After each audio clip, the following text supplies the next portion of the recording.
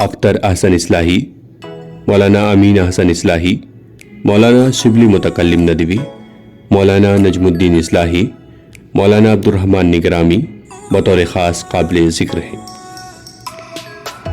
तालीम व तहसील से फरागत के बाद अपनी मादरी इल्मी मदरसतुल इस्लाही में मुदर्रिस मुकर्रर हो गए और 1946 ईस्वी व मुताबिक 1326 हिजरी तक यहाँ तदरीसी खिदमात अंजाम दी।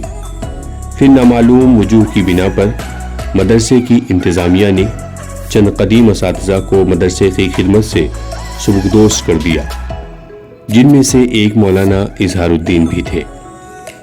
यहाँ से अलहदगी के बाद अपने उस्ताद मौलाना नजमुद्दीन इस्लाही की दावत पर मौलाना आज़ाद तालीमी मरकज़ उसराटा, खेता सराय, ज़िला जौनपुर में मुदर्रिस रहे।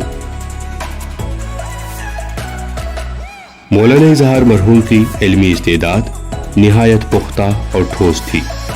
ज़हन रसा और हाफिज़ा कवी था। अदक से अदकतर मज़ामीन का दर्स इस शान से देते थे कि तलबा को उनके दकीक और दुश्वार होने का एहसास तक नहीं होता था। फ़िक़्ह, हदीस और असरार शरीयत उनके खुसूसी मज़ामीन थे। मौलाना नजमुद्दीन इस्लाही उनके तदरीसी कमाल के बेहद मद्दाह थे। मुतअद्दिद बार उनकी ज़बान से ये बात सुनी कि